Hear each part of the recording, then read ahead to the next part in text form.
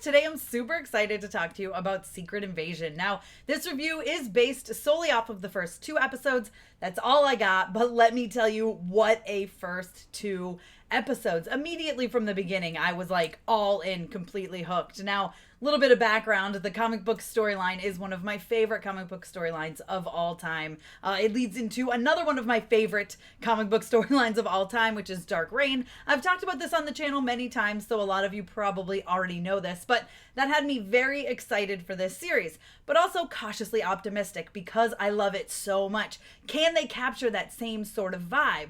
Here's the thing that's going to be really hard. In the comic book storyline, this is immediately kicked off with the death of Elektra. She turns into a Skrull, as they do when they die, and all of a sudden, the world is flipped upside down. Wait, what's going on? How long has Elektra been in a Skrull? We don't know. All of a sudden, we realize that there's Skrulls hiding amongst humans for years and years and years and years and years.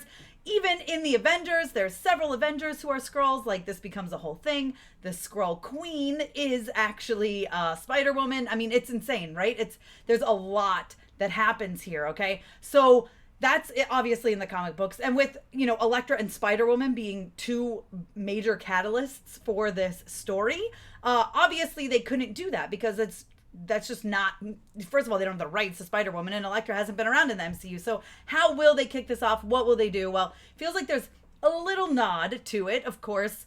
I'm not going to talk about it in spoilers, but there's a little bit of a nod to that sort of thing, that sort of vibe, the sort of catalyst for Secret Invasion. But of course, they go a very, very different route. We have Nick Fury, who's going through some stuff. I mean, this man has gone through it the last few years.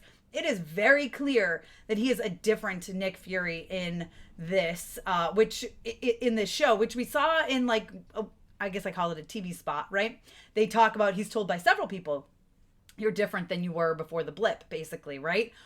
But here's the thing, it's so crazy to see him in this way. Samuel L. Jackson absolutely shines. He is given his time on screen, which is what I absolutely love. But this Nick Fury is feels a little defeated, right? He's not as bold as he used to be. He's got some stuff going on. He's holding back a little bit at times. He's maybe not as cunning. Like, there's some stuff going down, and I can't wait to see how that plays out as this series goes on, because there's a lot to unpack there. And then, of course, you have his relationship with Talos, with Ben Mendelsohn, who Ben is, he's always been phenomenal in this role. It's incredible to see him back in it. I love him and Nick together. I really do. I love that friendship that they've formed. I mean, it's been going for 30 years since Captain Marvel, right?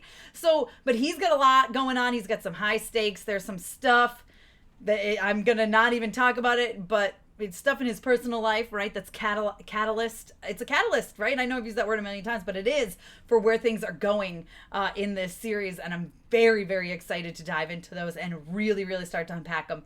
In the first two episodes, we get a little bit of it. But things are really, really, really starting to develop here down the path for him. I think we're going to get to see a lot more of him as well in this series, of course. Then let's talk about some of the newcomers, right? Olivia Colman is fantastic. She's absolutely terrifying in her role. She is badass, you guys, and she comes to play. Let me tell you, I feel like we're going to unpack a lot more of her down the road as well. She's in it a little bit in the first two episodes, but when she is, man, she really captivates the screen. She's got a presence, which of course is just Olivia Colman in general, but this character in particular is really, really awesome. Then we've got Emilia Clarke. Like, come on, Mother of Dragons. I adore her. I think she's fantastic, and just to see her, her role's going to have a lot of stuff going on as well. She's great in everything we've seen her so far. I'd consider her a major-ish character of the series so far, just in the first two episodes. She's got a lot of screen time. She's fantastic whenever she's on screen. She's got some stuff going on. It feels like she's being pulled by two different sides, maybe, is kind of where I want to go with that. That's about where I want to stop on a spoiler-free review. But she's got a lot going on, and there's going to be some serious stuff for her. And then just to talk about the show in general, this feels like, for me, this is like WandaVision, like theories spinning, what could be going on. It feels level with Loki at this point. Like, we're talking like Loki, WandaVision level stuff. It's that good. It's gonna hook you right from the start, and then you immediately start to question everything you know. The opening title sequence is fantastic as well. Let me just talk about how beautiful that is, and I can't wait for you guys to see that. But this it's pure insanity when you're like, it's one of those things that's going to make you question. Like, I vividly remember reading the comic books being like, I don't know who I can trust. Who is a Skrull? Who is not a Skrull? And that is the same vibe they are going to give us on screen. And that keeps you on the edge of your seat. There's tons of action, but there's a lot of humor mixed in here as well.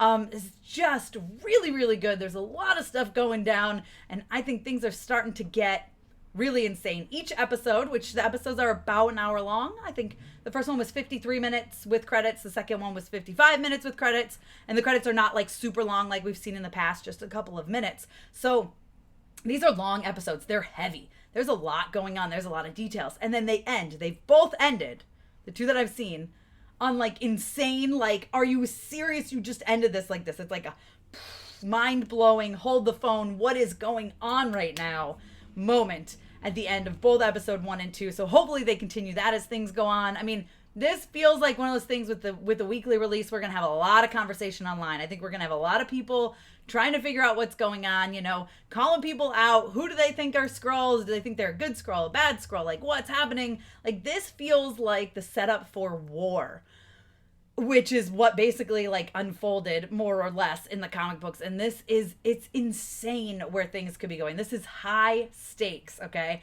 And that is why it is so like heart pumping, edge of your seat, intensity, twists, turns. Like, you got to pay attention, right? You got to be like, oh, hold on. Because if you miss something real quick, there's one scene in particular towards the end of the first episode where you just see someone changing constantly. Like, they pass behind something and they're a different person, because that's what Skrulls do. I'm not going to get into too many details in it, but it just shows you, like, goes to show you what Skrulls can do and what they can pull off. And if they are not on your side, man, you could be in some serious trouble, which we've seen a little bit of, like Captain Marvel, but this really, really unfolds. We get a little bit of a conversations about like what's kind of been going on since then. Of course, we know in Captain Marvel it ended with Nick Fury and Carol Danvers trying to find them a home. So we do have a little bit of a conversation about that. But this is setting up for something that could be massive. And I hope Marvel sticks the landing with the next 4 episodes. Again, I've only seen the first 2, so I can only say so much, but I am in. I am all in. Like, it's not even a question. I was in from the moment it started, and then with each episode, it's just getting, it's so good. There's so much I want to talk about. There's mind-blowing reveals, you guys. I know Twitter is going to be lighting up. It's going to be insane.